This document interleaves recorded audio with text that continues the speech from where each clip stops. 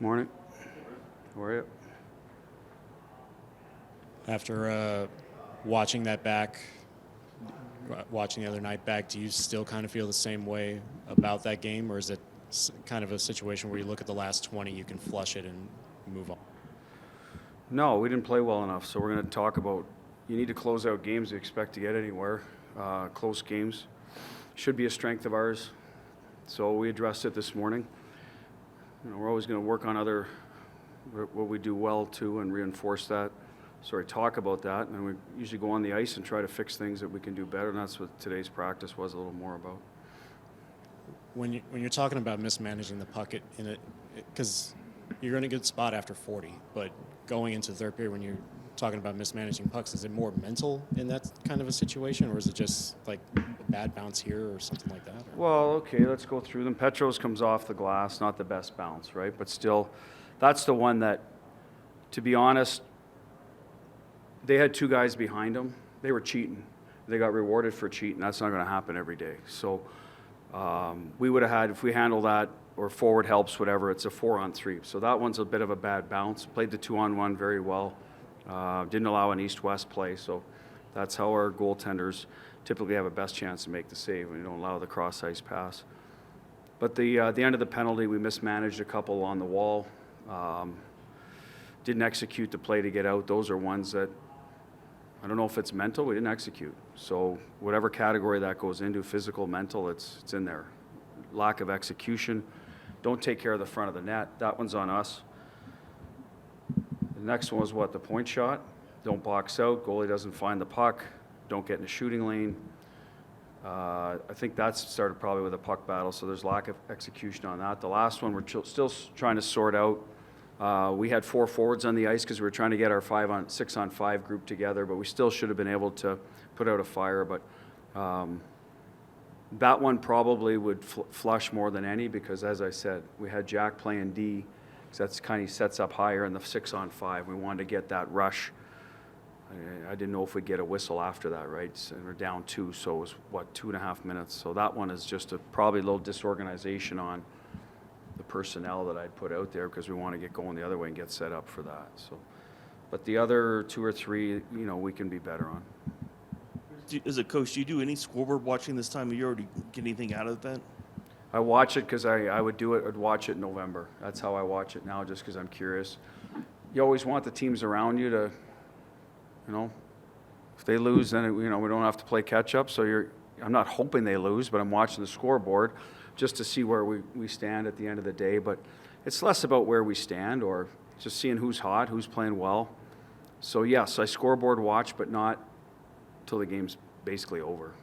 So Obviously, you got a veteran team that's been through this stretch drive and done well.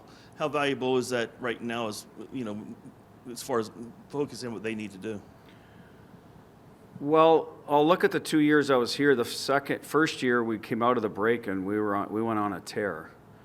Last year we were uneven. This year we're uneven. I like our play a lot more this year than I do last year in terms of the uneven result. I think we've played better than our record shows. We just haven't sustained it for 60, and some games have gotten away from us. I'll use the Ranger game. I'll use the LA game. Other games we've played well and not won. In Long Island, I thought we played pretty well. We lose 2-1. So I'm looking at that month of games that I feel we're ahead of last year in our play, the process. The results are probably similar. So that's the good news, and I think our guys understand that. I think they know what it's supposed to look like most nights. Now we got to make it look that way for longer stretches. And that's what we had done well when we're playing well, is we get out of those funks quicker. That's where the veteran team, when you talk to young teams that struggle, that's usually what they'll say. Their coach said, well, we got a young group. They can't, in game get settled in and play. We should be able to do that. And when we've been at our best, we usually do that. Okay, we give up a goal or a couple of chances. Let's get back to how we need to play to get the ice tilted in our favor. We weren't able to do that in the third period. Pearson tomorrow. What do you see in him that reflects that number and that experience? Well, he's a dependable guy. You know what you're getting every night. Has found a way to stay in the league and play in the league and be valuable. He was a first-round pick, scored in junior, scored in Manchester, has scored here, but that's not his calling card every night.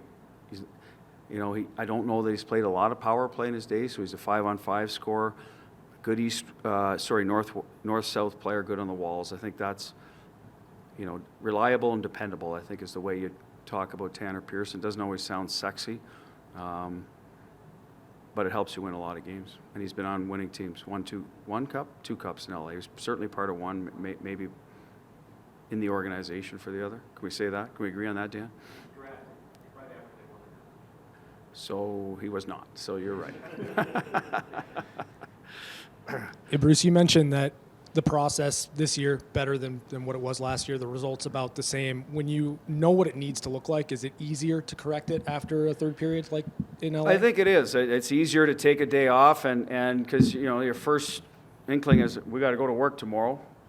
We know what it is, so let's push it for a day, recharge the batteries, but let's take care of it today and attack it on the ice. So, and I think our guys recognize that. They're not out there going, well, why are we working on this before a game? Because sometimes before a game, you're a little more maybe power play and some flow stuff, which we did a little bit of today. Was a little. We had to work on some, you know, some tracking and 5-on-5 stuff and rolling through puck management, and so I think they understand why. We got to clean up those details. We'd been doing a good job. Did a great job in Jersey, Boston for the most part.